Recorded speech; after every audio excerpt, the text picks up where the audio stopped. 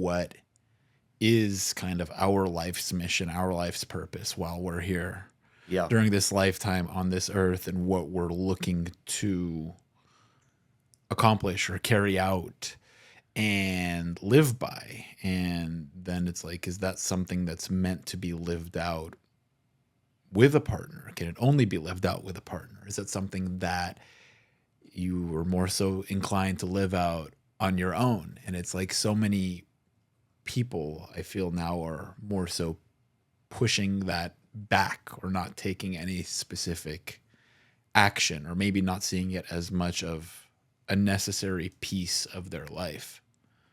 So I find it like fascinating, and I find Yeah. it interesting. And it's like, and obviously I know you're awesome. I know Gianna's awesome. Like, I'm excited for you guys. I'm excited to be there for you guys. And yeah, I think you guys have a bright future ahead. I think it's like amazing to see how the relationship between you guys has evolved over the years. And Thank you. it's Thank you. like, and yeah, when you guys get married, it's like, it's going to be a beautiful beginning.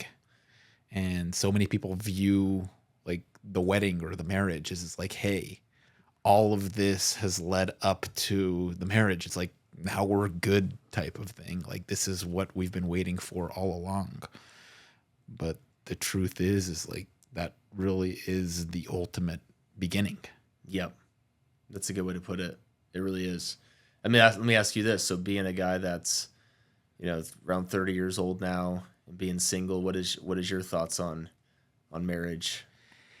It's really interesting because I think about this quite a bit, because I see people in my life, people like yourself, some other friends, a lot of people are in places in their life where they are in partnership, where they are getting married, where they are having kids.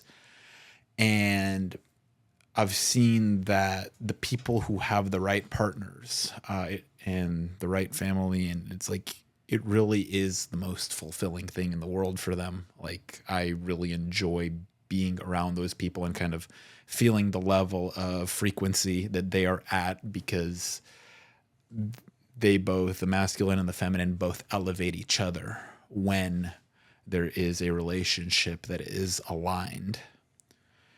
And I also have seen people that have been in relationships where it is not aligned, and the masculine takes away from the feminine and the feminine takes away from the masculine. And so I feel that it's really important for whatever relationship that I would ultimately end up finding myself in to look for alignment first, whether it's alignment in values, alignment in frequency, alignment in goals, trajectory, where I want to go in life, alignment in masculine, feminine dynamics, which appears to be something that, I mean, since the dawn of time, nobody has fully cracked. Obviously, we can try to understand what we can try to understand about it and how we communicate and how we exist together.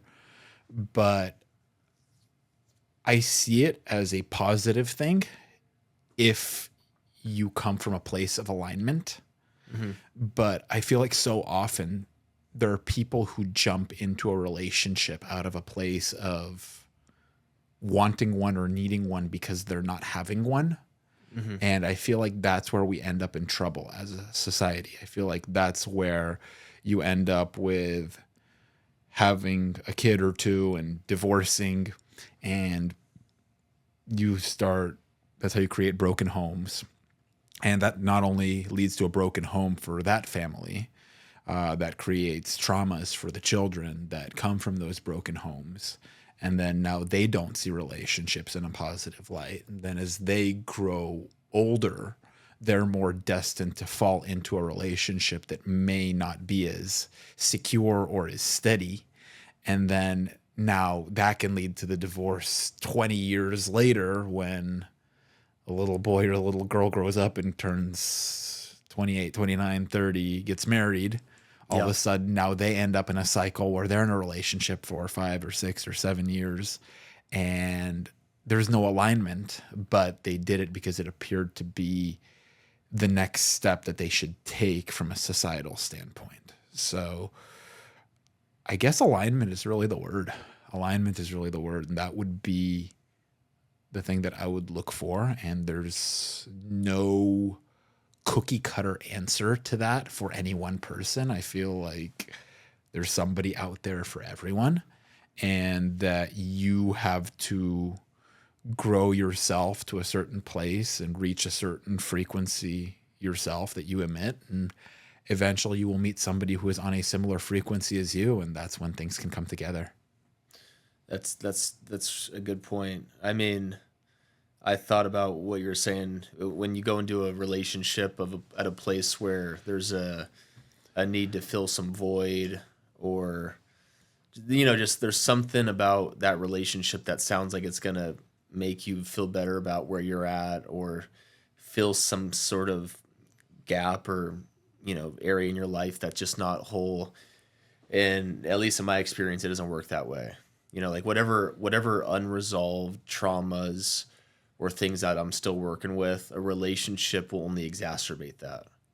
Right? So whatever I bring into a relationship is going to come out, and it's going to get exposed, or it's going to come to the surface. I heard, I'm not married yet, but I heard once you get married, it's even that much more. Everything comes to the surface at some point.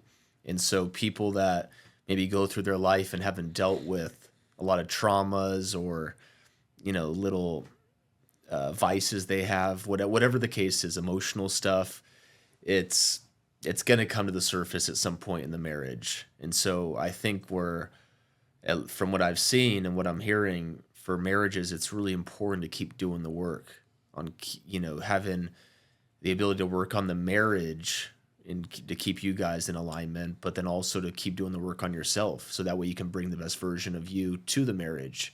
Because I think that there's this idea, there's clearly, in our generation, there's clearly this idea of like, what will you bring to this relationship?